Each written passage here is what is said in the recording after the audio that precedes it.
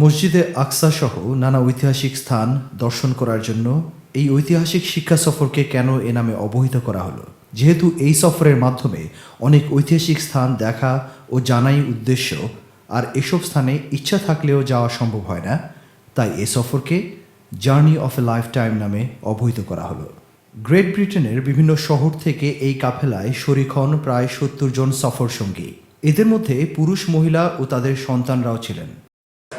আপনারা কই থেকে আইছেন? আমি রিডিং থেকে রেডিং থেকে। রিডিং থেকে কিরা লাগে এতে? মানে খুব ভালো লাগে, এতে তো সফর খুবই ভালো লাগে। এই যে ইসলামিক সফর খুবই ভালো লাগে।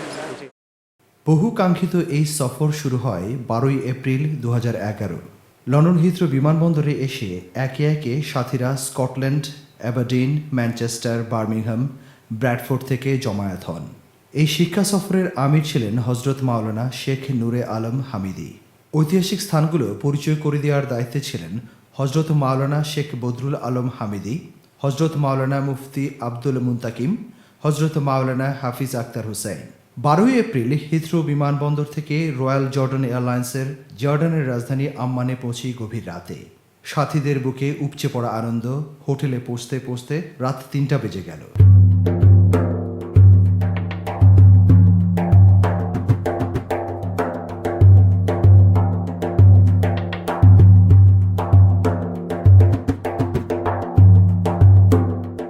তেরোই এপ্রিল উজ্জ্বল আলোক ঝলমল সকালবেলা আমাদের স্বপ্নের সফর শুরু হয়। হাজারো নবী রসুল আর অলিয়া উলিয়ার স্মৃতিধন্য সবুজ শ্যামল আনন্দ সুন্দর ফিলিস্তিনের পথে আমাদের কাফেলা রওনা করে।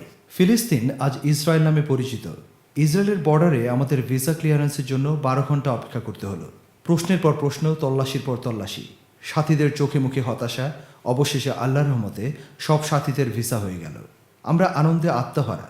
মুহূর্তে সাথীদের চোখে মুখে সোনালি আলো ছড়িয়ে পড়ল। ভিসা পাওয়ার সাথে সাথে আমরা বাস যোগে সোজা চলে যাই জেরুজালেমে। আমরা দেখতে পাচ্ছি বাসে বসে বসে সাথীদের জেরুজালেমের ইতিহাস বলে দেওয়া হচ্ছে। এই সেই জেরুজালেম যেখানে অবস্থিত আমাদের স্বপ্নের মসজিদ, মসজিদে আকসা। বর্তমান সময়ের বিশ্ব পর্যটক আল্লামা তৌকি ওসমানীও আক্ষেপের দীর্ঘশ্বাস ফেলেছেন মসজিদে আকসাকে দেখার সৌভাগ্য না হওয়াতে। কারণ হলো 57টি মুসলিম রাষ্ট্রের জন্য ইসরায়েলে প্রবেশ নিষিদ্ধ। সেজন্য মুসলমানদের প্রথম কিবলা মসজিদে আকসাকে দেখার এবং সেখানে দুরাকাত নামাজ আদায়ের সৌভাগ্য লাভ করা আকাশের চাঁদ হাতে পাওয়ার মতোই। আমরা ব্রিটিশ পাসপোর্টধারী হওয়াতে সেই সৌভাগ্য আমাদের হলো। বাস এগিয়ে চলছে। মসজিদে আকসার গম্বুজ দেখা দিতেই আনন্দের বন্যা বইতে লাগলো গোটা কাফেলায়। আনন্দে চোখ বেয়ে অশ্রু গড়িয়ে পড়ছিল। সবার মধ্যেই ঘোর লেগে গেল। এটা কি সত্য নাকি স্বপ্ন? সাথীদের দীর্ঘ 12টি ঘন্টা অপেক্ষার কষ্ট এক নিমিষেই হাওয়া হয়ে গেল। এই সেই মসজিদে আকসা যার সম্পর্কে পবিত্র কোরআনে ইরশাদ হয়েছে, সুবহানাল্লাযী আসরা বিআবদিহি লাইলাম মিনাল মাসজিদিল হারামি ইলাল মাসজিদিল আকসাল্লাযী বারাকনা হাওলাহু লিনুরিয়াহু মিন আয়াতিনা ইন্নাহু হুয়াস সামিউল বাসীর।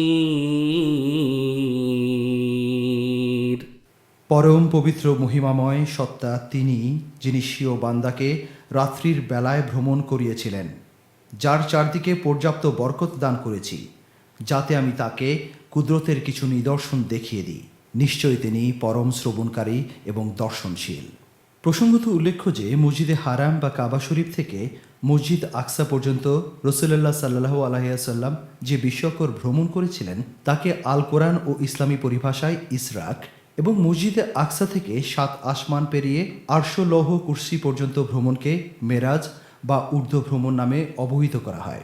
এই মসজিদে আকসার প্রতিষ্ঠাতা হজরত দাউদ আলাইহি ওয়াসাল্লাম এবং উনার সন্তান হজরত সুলাইমান আলাইহি ওয়াসাল্লাম সকল নবী রসুলদের ইমামতি করেন সাইয়্যিদুনা মুহাম্মদুল্লাহ রাসূলুল্লাহ সাল্লাল্লাহু আলাইহি ওয়াসাল্লাম, আর এর জন্যই তাকে সাইয়্যিদুল মুরসালিন নামে অবহিত করা হয়।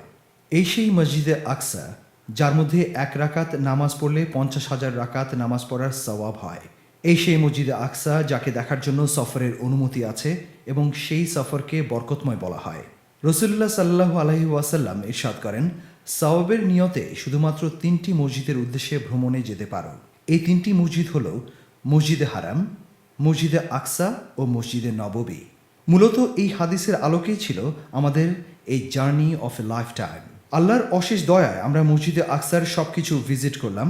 মেরাজের রাতে হুজুর সাল্লাল্লাহু আলাইহি ওয়াসাল্লাম মসজিদে আকসায় পৌঁছানোর পর যেখানে তার বোরাক বেঁধেছিলেন সেই খুঁটিটিও দেখে হৃদয় জুড়িয়ে গেল। আর রসুল সাল্লাল্লাহু আলাইহি ওয়াসাল্লাম যে স্থান থেকে ঊর্ধ্বগমন করেছিলেন সেখানে একটি পাথর ছিল, ওই পাথরটি এখনও আছে। আবার মজার কথা হলো সেই পাথরে হাত রাখলে সুঘ্রাণ অনুভূত হয়। আমরা মসজিদে আকসায় প্রাণ ভরে দুরাকাত নফল নামাজ আদায় করলাম। এখানে নামাজ আদায় করতে পেরে আমাদের সাথীরা তাদের মনের কথা এভাবে ব্যক্ত করেন। আমরা এখন মসজিদে আল আকসার ভিতরে আছি। আমরা খুব সৌভাগ্যবান, আমরা যে মসজিদের ভিতরে আসতে পারছি আর এই দেশে আসতে পারছি।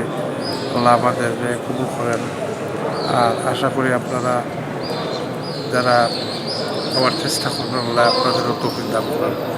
আসসালামু আলাইকুম।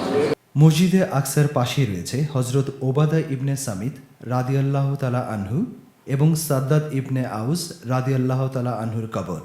আমরা তাদের কবর জিয়ারত করে জবলে মুকাব্বিরে চলে যাই। এই পাহাড় থেকে যখন মসজিদে আকসার ডুম দেখা যাচ্ছিল তখন সাথীদেরকে তাকবীর দেওয়ার জন্য হজরত উমর রাদিয়াল্লাহু তাআলা আনহু নির্দেশ দিয়েছিলেন। এই জন্যই এই পাহাড়কে জবলে মুকাব্বির বলা হয়।